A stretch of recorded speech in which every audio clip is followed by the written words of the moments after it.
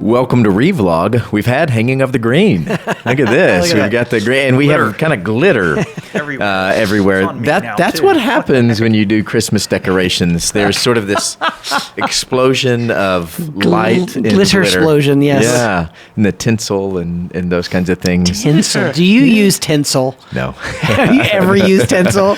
I've been in places where it has been used. It's a great. We did when I was a kid. Yeah. So. Oh, Brian, do you have your Christmas decorations up yet? We do not. No? I really do. I love that whole, in the old movies, you would see that it was Christmas Eve and they were just now trimming the tree, and I love that. Do you? It feels so late to me. I want to enjoy them. As long as you keep them up through February. Then that's fine. Right, if you go through that time. Then fine. When I grew up, it was Christmas night. My mother was like, "We got to take everything down." And she was vacuuming the floor, Christmas night. So it's over. It's just done with begun. this. Sorry, Mom. We love you, Carol. But it is true. I think your habits are wonderful. No, I love having the Christmas decorations up, both in the church, at home. It's a wonderful thing. Yeah. Grateful that we get to do that, and get to do that, with our kids. I don't know. We have a habit of making time with the kids while we're putting them. Do you put the decorations up with your kids? Oh yeah. It's I'm a real tree guy. Gotcha. So we have not camo. You mean like real tree? Yeah, I gotcha. Right. So I have multiple trees in my house. We have multiple trees. I thought we were going to get some brand new information here. But no, the girls, we hop in the car and go to, So you'll buy a real tree and put it up. Yeah. I remember going out in my own on the property at home and cutting down a cedar tree and hauling it in on your own property. Own property. Oh, that's right. Word. Didn't do that a lot. But no, I get it. It's special. We had a Hallmark shuttlecraft ornament. Yes, well, I've got for many years. Of course. And it says, "Shuttlecraft to Enterprise. Shuttlecraft to Enterprise. Spock here. Yeah. Happy holidays. Yes. Live long and prosper." Yeah. Well, that's a great intro into the season, isn't it? Right. It doesn't everybody have a Star Trek tree? Maybe I revealed too much there.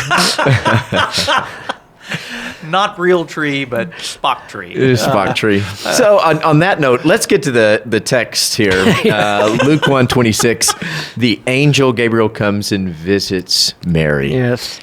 Sweet scene. I think many of us know pretty well. Brian, you help us get started here.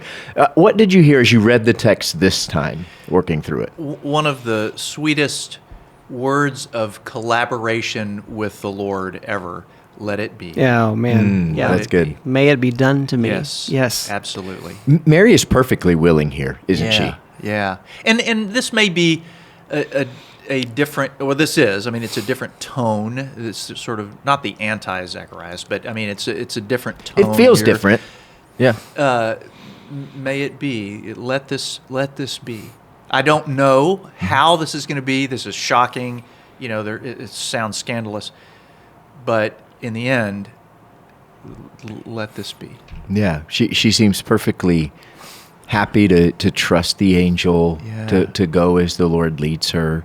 Yes. What a great example Yeah. For us as we move into Advent. I would say it is one of the supreme examples of how, of loving nearness to the Lord's heart. Yeah. And a real, and I said collaboration. There's always something for us to take up and to be a part of and to do. And of course, in a very earthy sense here and visceral sense, it doesn't get much more visceral than pregnancy, and there is this collaborative effort here. God draws near, and He says, I want us to inaugurate this moment here, and the angel says, this is, you've been chosen, and this is, and Mary says, I'm in. Yeah.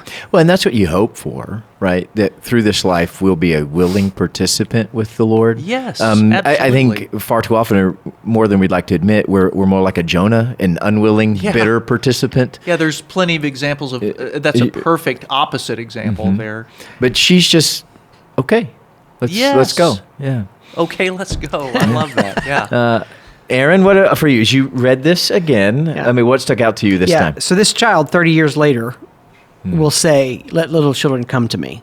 Now, she's not little child like children's sermon, little child, but she's obviously childbearing age. So young teenager, we think, but still, the world does not beat her down to the point where she is just cynical, where she is just doubting, where she is just like skeptical.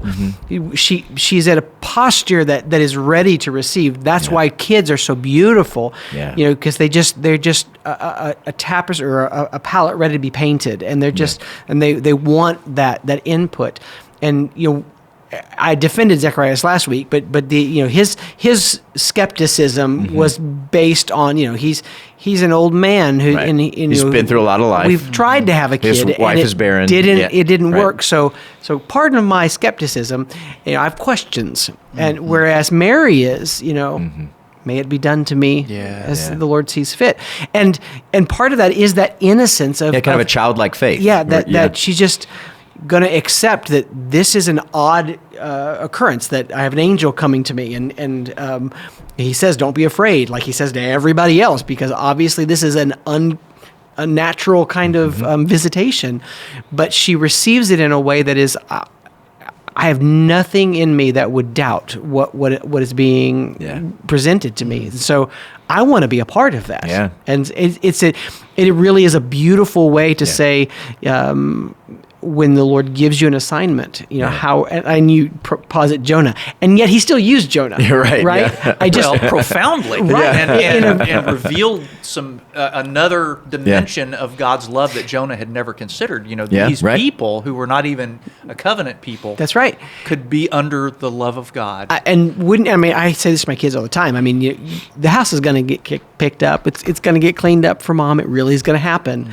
You can do this in a manner that is is loving, and I choose to help mom. You can have fun, be cheerful, or there's a punishment at the end of it if but it's going to get clean. But and this is how Mary comes at it. It's like, let's do it. No, and I like the word you used there too. We don't know what Mary looked like, but this sure makes her beautiful. Yeah. Right? With this, the way she responds to him. Yeah. Brian, what question do you have from this text?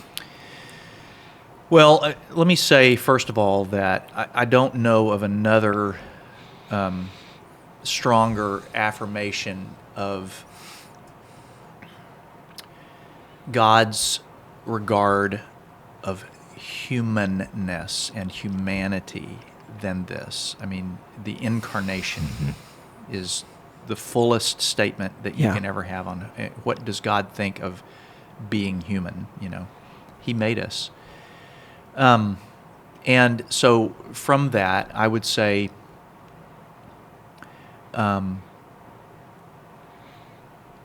can I have as high regard for people in their humanness as God did? This touches in me a sort of an evangelistic note. When I see people, do I see people as, to echo C.S. Lewis, as glories, reflecting the glory of their Creator?